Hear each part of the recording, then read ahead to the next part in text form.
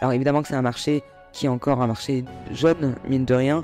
Il y a eu des convergences de groupes et c'est normal comme sur tous les marchés. Nous, on n'a pas cette velléité. Mais non, je me réveille pas la nuit en me disant transfert va s'arrêter ou pourrait s'arrêter.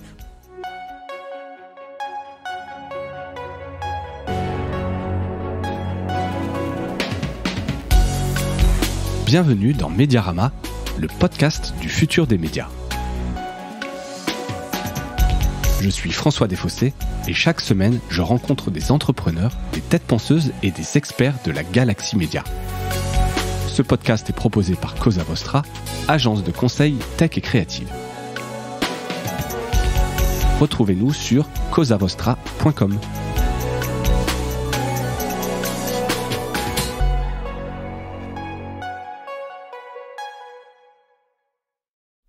Bonjour à toutes et à tous, bienvenue dans cet enregistrement en public de Mediarama. C'est donc le deuxième que je fais et on fait ça à l'occasion du festival du podcast à Bordeaux. Et donc j'ai le plaisir de recevoir Sarah Koskiewicz. Sarah, bonjour. Bonjour, merci de me recevoir. Merci à l'organisation de Bordeaux Fête le podcast. Ouais, merci de nous recevoir et de permettre un peu cet exercice qui est original et voilà, plutôt agréable à faire. Donc Sarah, pour ceux qui ne te connaîtraient pas, tu es directrice de production éditoriale chez Slate. Absolument. C'est bien ça. Et tu es depuis 2022 la personne derrière un des podcasts emblématiques du paysage podcast français. Je pense qu'on n'a pas de terme, on n'a pas d'acronyme pour ça, il faudrait l'inventer. Transfert.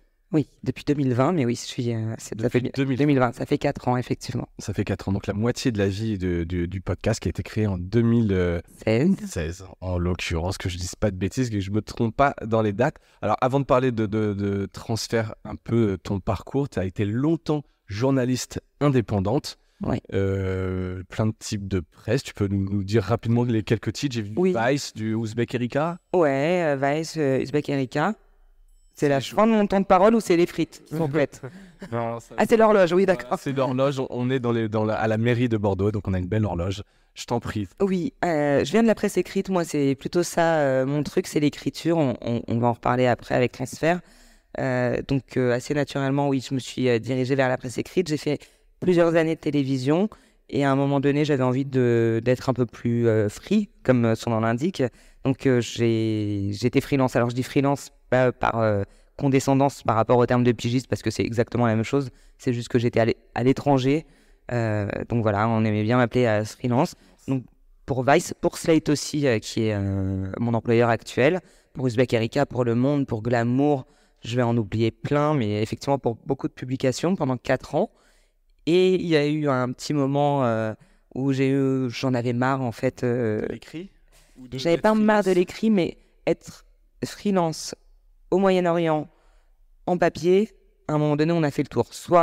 Moi, je fais pas de news du tout. Donc, soit on fait de la politique et on couvre la politique ou la sociologie du pays dans lequel on vit. Et les places sont déjà à la fois très prisées et très chères. Et puis, moi, ça m'intéressait pas. Soit on fait le tour et...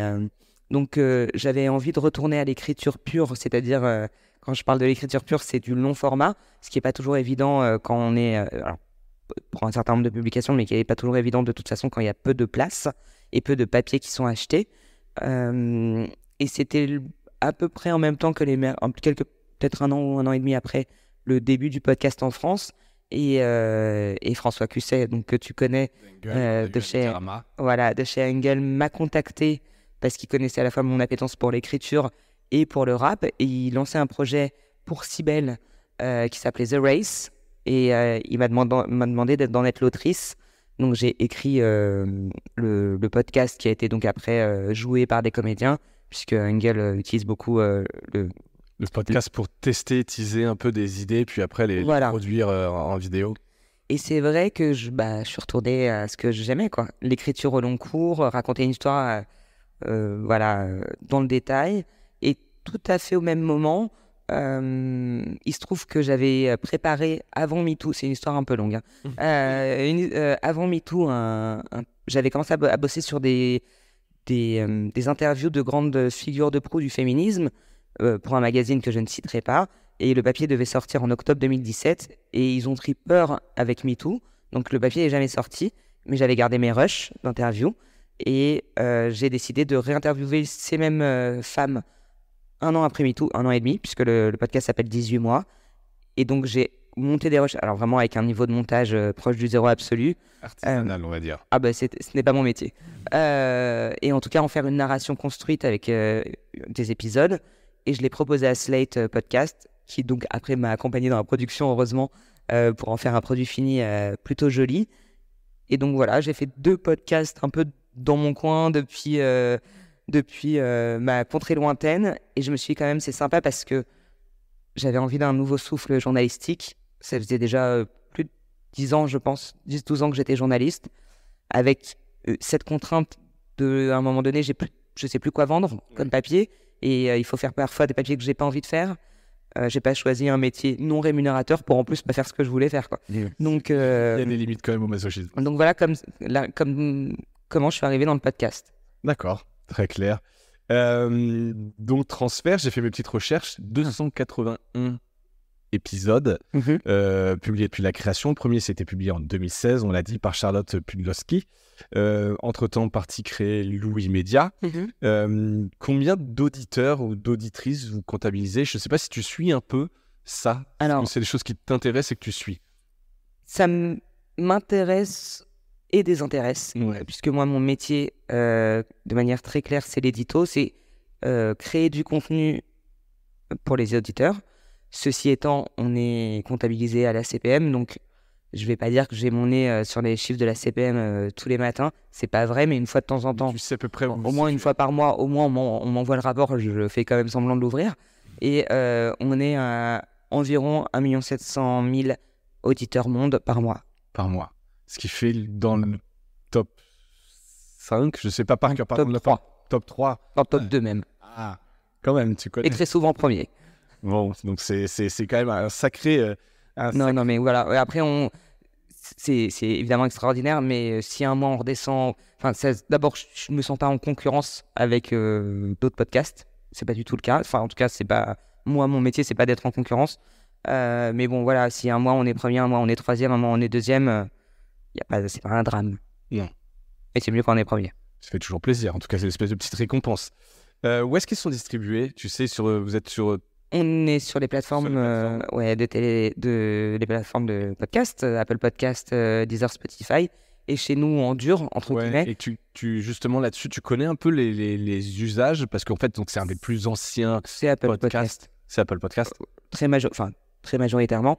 Chez nous, on le publie sur Slate Audio, qui est le pendant, je vais essayer d'expliquer simplement, qui est une plateforme intégrée à slate.fr, où à la fois on publie nos propres podcasts, mais aussi où on fait de la curation d'autres podcasts. Donc on propose, c'est Mathilde Mélin qui s'en occupe chez nous, on propose toutes les semaines le meilleur des autres, entre guillemets, et on aime bien dire que c'est fait sans algo, donc c'est une vraie personne. C'est de la curation humaine. C'est de la curation humaine, et Mathilde a d'ailleurs un podcast qui s'appelle Sans algo, où tous les mois elle recommande un podcast, en plus de travail incroyablement drastique qu'elle fait dans le monde du podcast. Et voilà, c'est une vraie personne qui écoute vraiment des milliers d'heures de podcasts tous les mois pour proposer le meilleur. La crème. Ouais.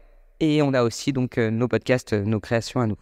D'accord. Et tu connais un peu le portrait type des auditeurs, auditrices de transfert, qui a peut-être évolué aussi dans le temps, en 8 ans? Alors, nous, on n'a pas vraiment de données. On n'a pas de moyen d'en avoir, très honnêtement. C'est une des difficultés du podcast. Ouais. J'ai longtemps cru, mais c'est basé sur aucune donnée, sur aucune source. J'ai longtemps cru que c'était des filles plutôt comme moi, donc entre 30 et 40 ans, qui vivent à Paris, CSP+. Et assez récemment, donc au lieu de répondre directement à ta question, je vais te donner des anecdotes. Ouais. Assez récemment, j'ai été invité à un événement. Je n'étais pas d'ailleurs invité à un événement, j'ai accompagné une de mes amies à un événement, rien à voir, de cartomancie, avec des nanas qui venaient de la France entière pour la voir. Et en fait, tout le monde connaissait et j'ai presque volé la vedette, la pauvre. Et c'était pas du tout l'auditrice que j'imaginais. Et de manière générale, quand j'en parle, ça touche ça touche un peu près tout le monde, transfert. Ouais. C'est-à-dire que moi, mon ostéopathe est fan de transfert. Qui, pardon? Mon ostéopathe, ouais. Donc c'est vraiment pas ma cible, ce que j'imaginais être ma cible. Et ça, ouais, c'est assez étonnant. Donc en fait, je pense que j'ai imaginé une auditrice type, Oui, mais qu'elle t'écrit peut-être toi, et parce en fait, que j'écris,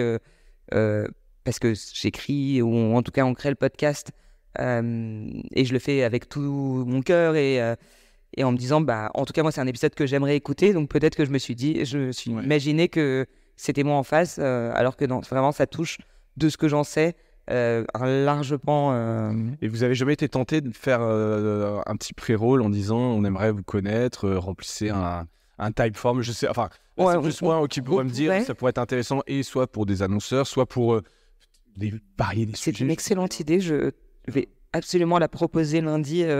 Non, ça peut être intéressant, tu Non, vois, non, juste ouais, par ouais. curiosité, socio-démo, savoir un peu... Mais c'est vrai que, en tout cas, quand on fait des sondages sur Instagram, ce que je sais, c'est que l'auditorat est hyper réactif. En tout cas, on a des auditeurs et des auditrices très engagés. Donc voilà, à chaque fois qu'on pose une question, ils répondent. Mais c'est une très bonne idée. Je vais absolument me rapprocher des réseaux dès lundi.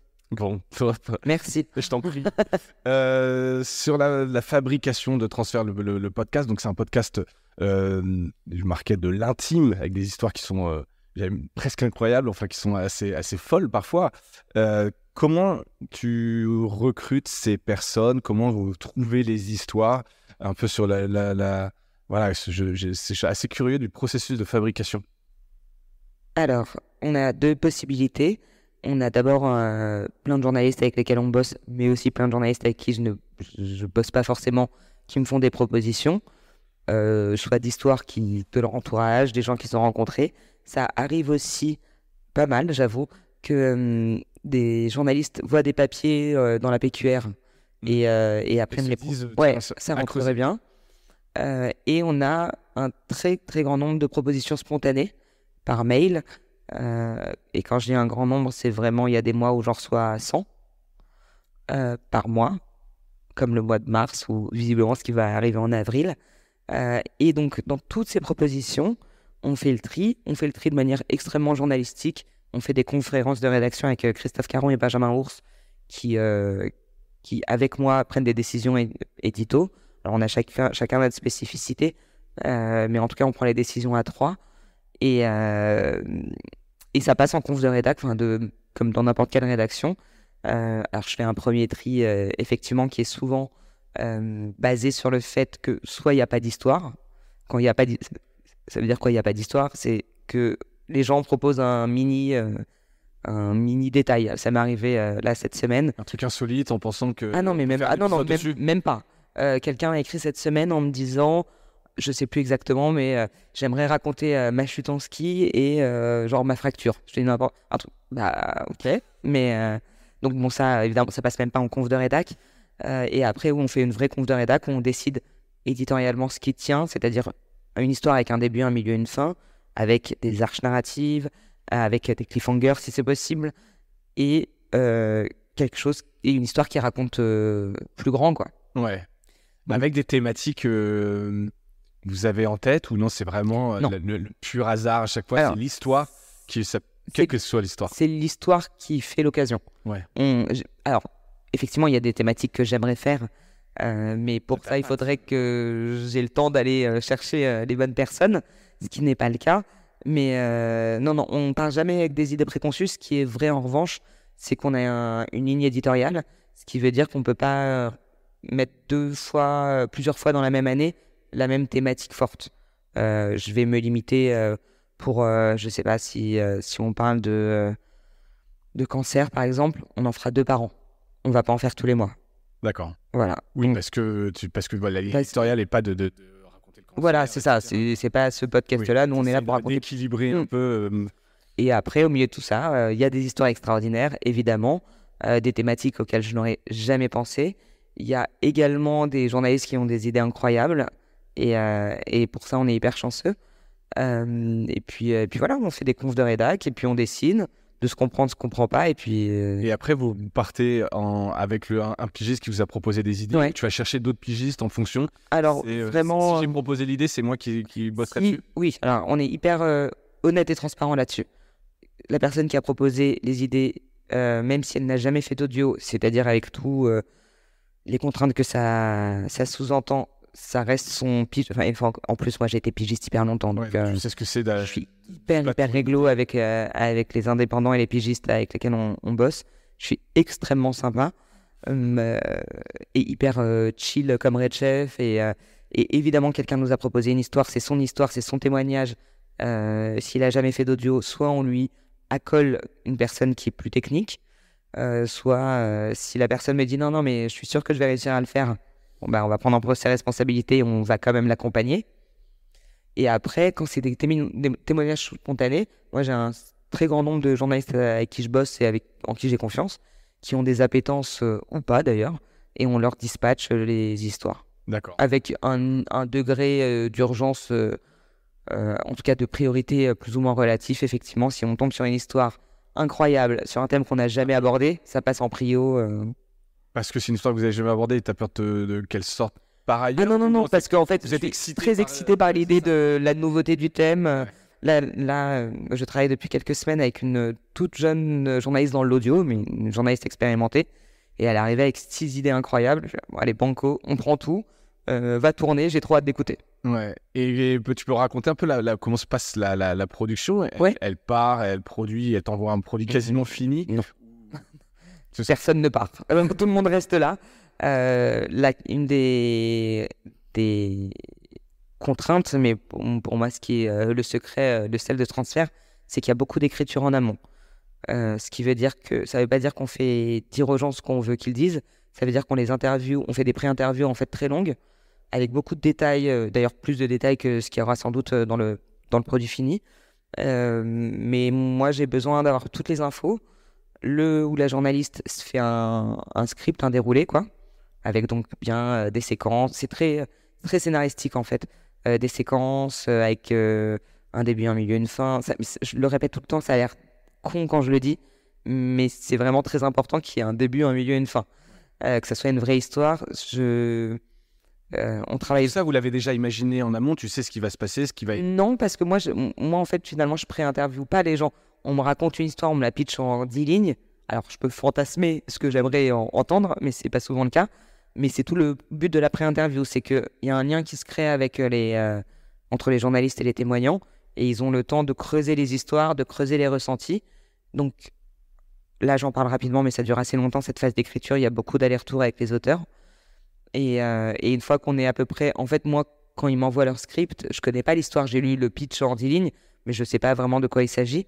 Donc, si je comprends ce que je lis, on y va. Et si je comprends pas, on continue à affiner l'écriture, ouais.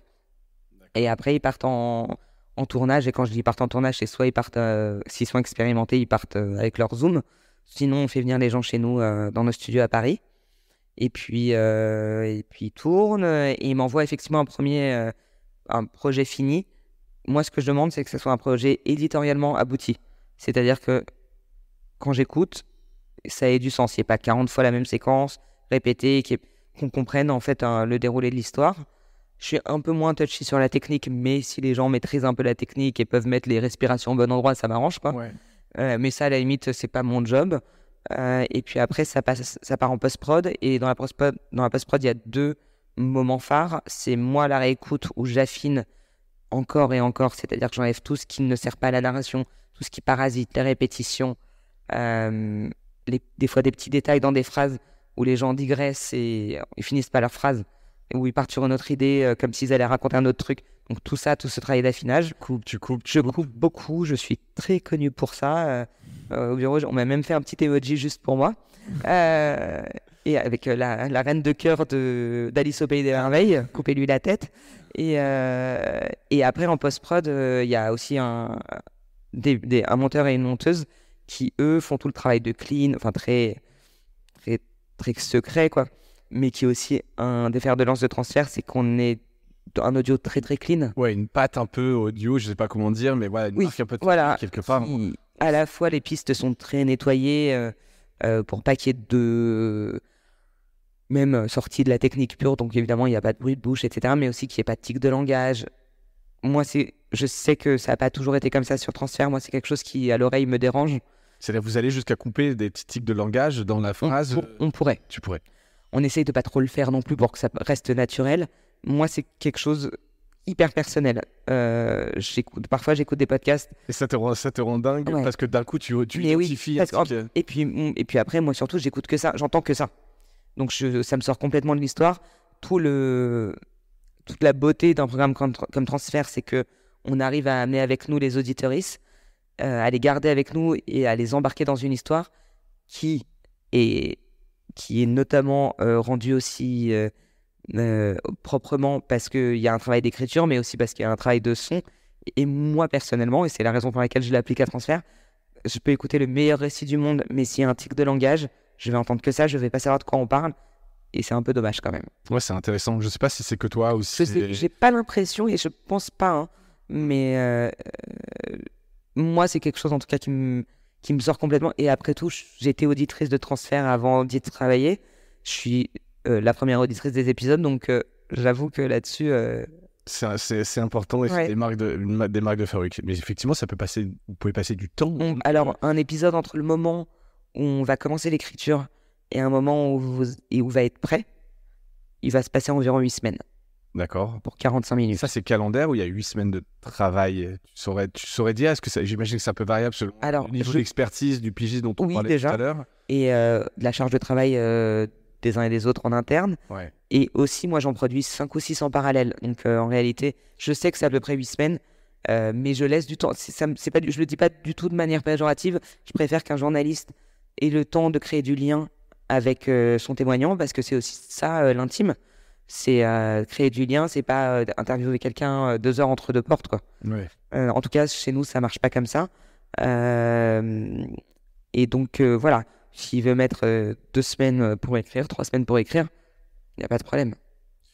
Et puis, parler de choses très pragmatiques, sur la rentabilité. Est-ce que tu as en tête un peu le temps que tu as le droit de passer sur la préparation d'un épisode versus la monétisation qui y est liée?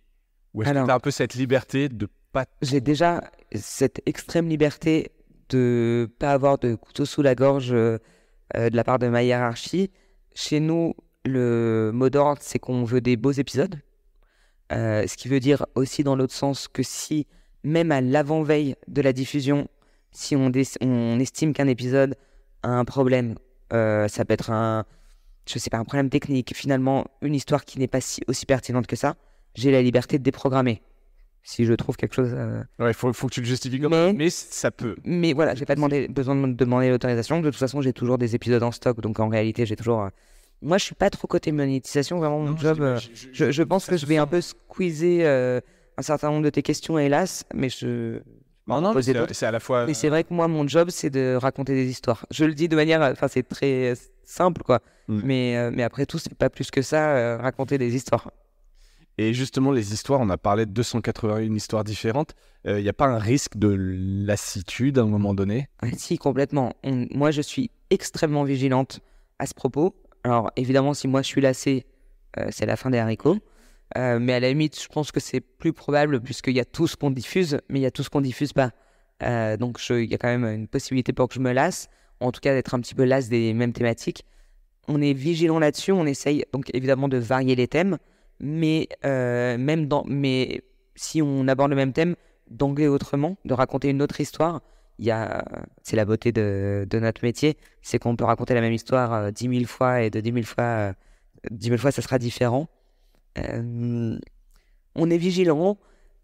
À la fois, je sais pas trop ce que veulent les gens parce que c'est le problème du podcast, c'est qu'on a quand même du mal à avoir un tracking data. Enfin, c'est dit de manière. C'est ce qu'on disait tout à l'heure, mais tu sais pas qui a quel épisode. Non. Après, je sens ce qui marche. Et même dans ça, c'est difficile parce qu'on fait tellement des audiences hautes et à la fois on a un auditorat extrêmement fidèle. Donc c'est difficile de voir si un épisode... C'est rare qu'il y ait un épisode qui soit tout en bas, enfin que personne n'ait téléchargé, quoi. Je dirais que je vois ce qui fonctionne. Il y a des épisodes qui font l'unanimité, qui sont d'une beauté absolue. Et il y a des trucs où on a un peu de pif, on se dit ça va fonctionner. Mais c'est vraiment, vraiment, vraiment pas ce qui m'intéresse, en réalité.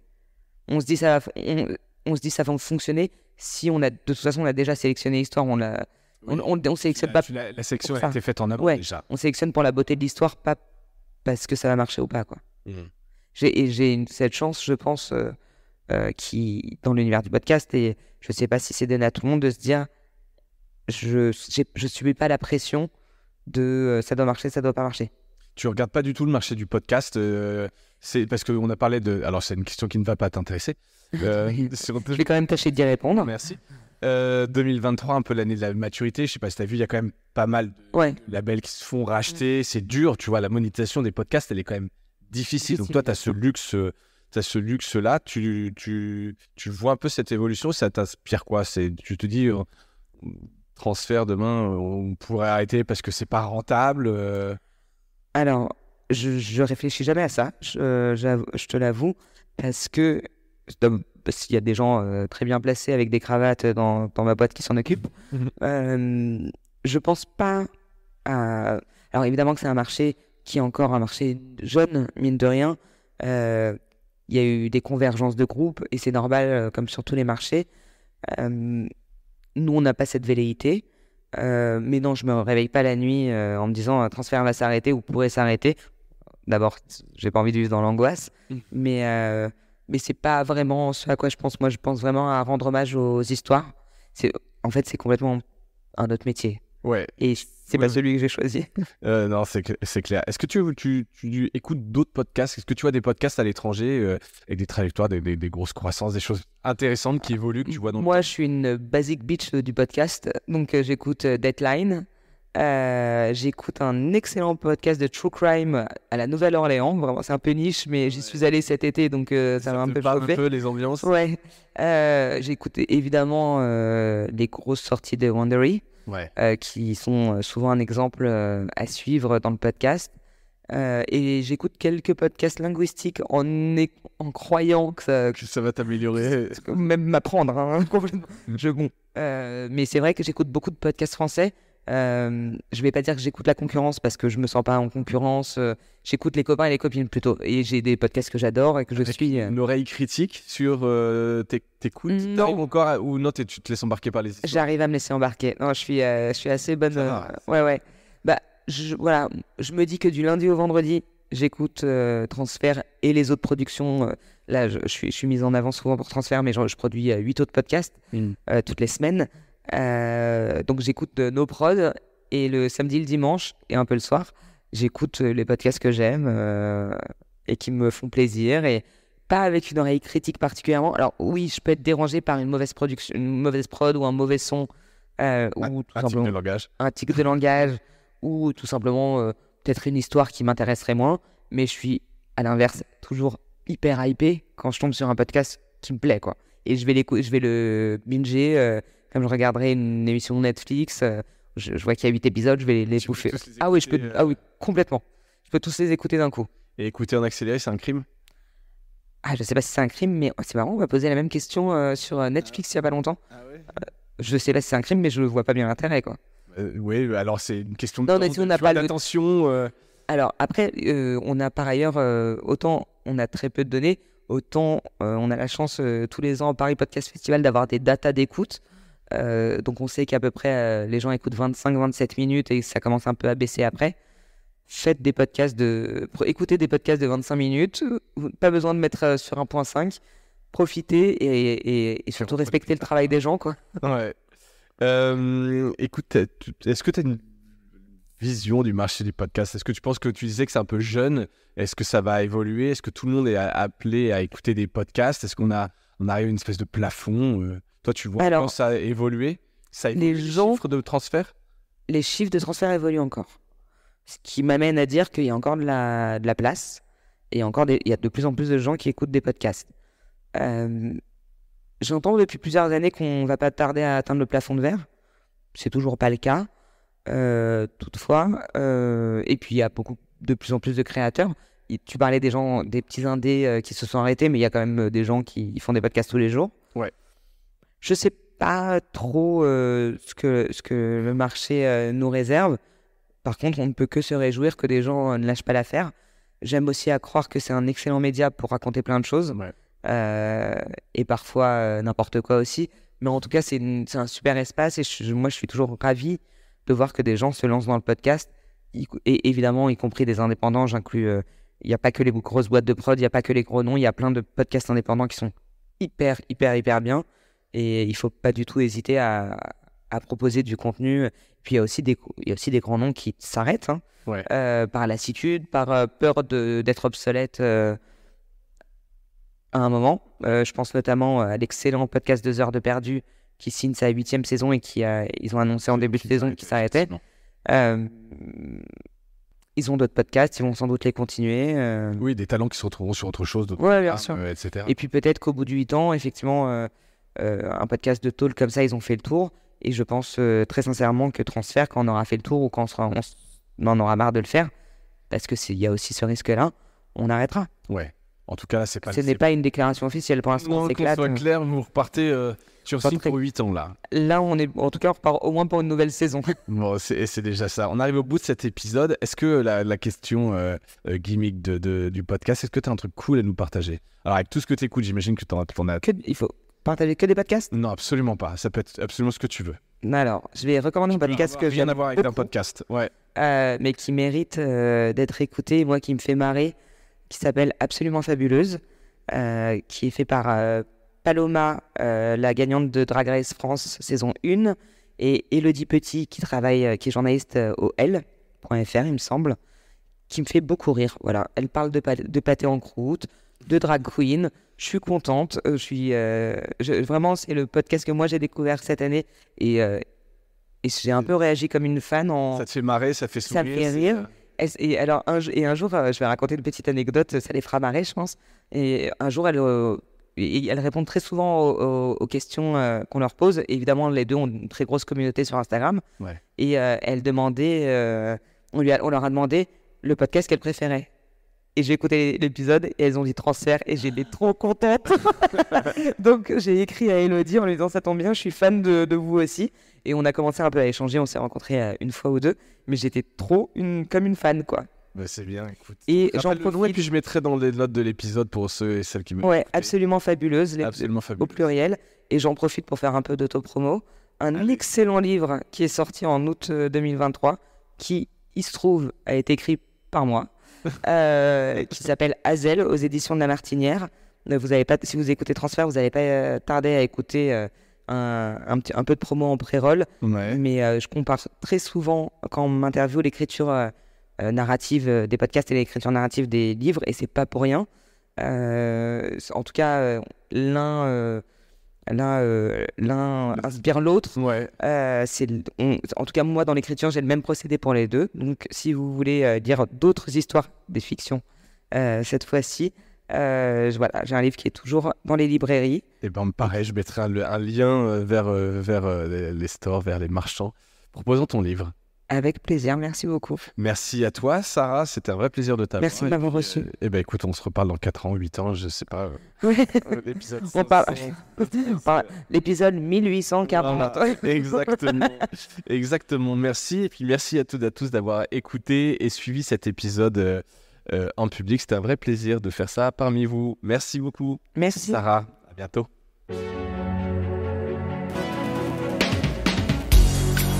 Voilà, Mediarama s'achève. Si cet épisode vous a plu, n'hésitez pas à le liker et le partager.